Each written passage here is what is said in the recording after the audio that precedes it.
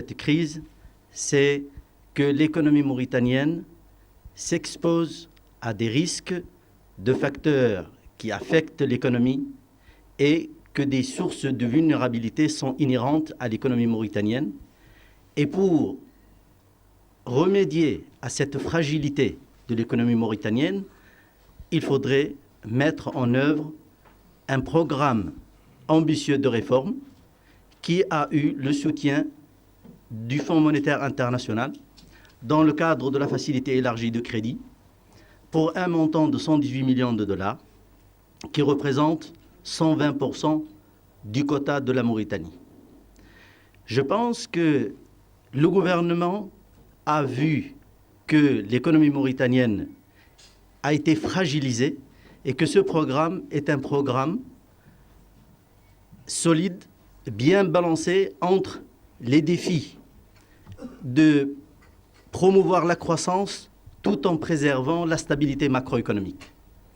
Et en cela, un certain nombre de réformes et de politiques sont attendues pour être mises en œuvre sur les 3 prochaines années pour soutenir le programme et lui permettre d'atteindre ses objectifs, tant au niveau de la croissance économique que de la maîtrise de l'inflation, de la reconstitution des réserves, de la stabilité du système bancaire et financier, que de la promotion du secteur privé et enfin du renforcement des filets sociaux de sécurité.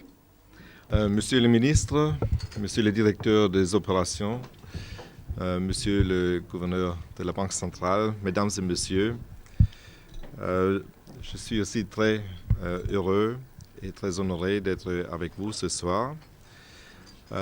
J'essaye de mettre un peu un accent différent parce que nous avons déjà pas mal parlé des différents aspects de la crise et aussi des recommandations pour la Mauritanie d'en sortir.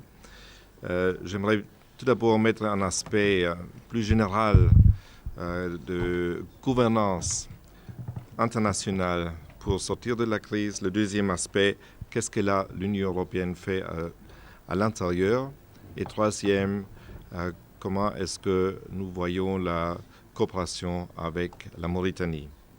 Sur le premier point, j'aimerais bien souligner que, en vue de cette crise qui était sans précédent dans les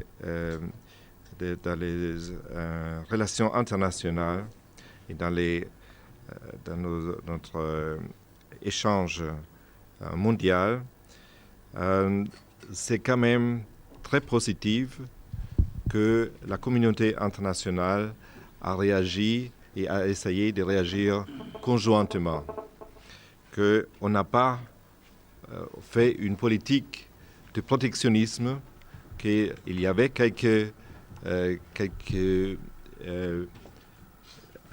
institutions et aussi des personnes qui ont dit voilà, maintenant chacun doit réagir pour lui-même, mais je crois la grande partie des responsables ont tiré une leçon que c'est mieux d'agir ensemble et de réagir ensemble, pas de faire une politique de sauve qui peut, mais de le faire ensemble. Et je crois que c'était une leçon que nous avons tous tirée de la grande crise, de la grande dépression des années 20 et 30, au début des 30 du centenaire dernier.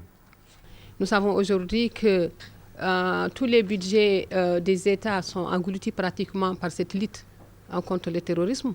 Et nous savons aussi que la crise mondiale, la crise que traverse aujourd'hui le monde est due aussi à cette lutte contre le terrorisme. Parce que tout simplement, aussi bien dans le fonctionnement des banques, nous savons que la circulation des fonds aujourd'hui a subi un contrôle. Je vais essayer de répondre à la question de M. Madani, bien que malheureusement, M. Madani, je suis élu de Nouakchott. Je suis vraiment désolée que M. Baliou Ibra, mon collègue et ami, ne soit pas venu. Vous aurez eu peut-être une autre vision, une autre réponse venant de quelqu'un de l'opposition. Et vous aurez eu, moi je suis de la majorité, lui de l'opposition. En ce qui concerne ma vision de comment ça a été ressenti au niveau de la population de Nouakchott, je peux vous dire que je rejoins M. Sid Ahmed qui a parlé, qui a bien expliqué la chose. Je ne peux pas vous dire qu'on ne l'a pas ressenti, mais on l'a ressenti sous forme de flambée des prix, la montée des prix de façon vertigineuse, malgré tous les efforts que le gouvernement a fait, les subventions qu'il a faites au niveau du panier de la ménagère, de toutes les denrées de première nécessité.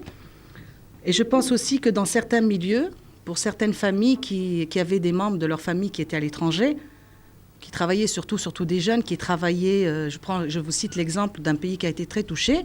Il y a un grand nombre de Mauritaniens, par exemple l'Espagne.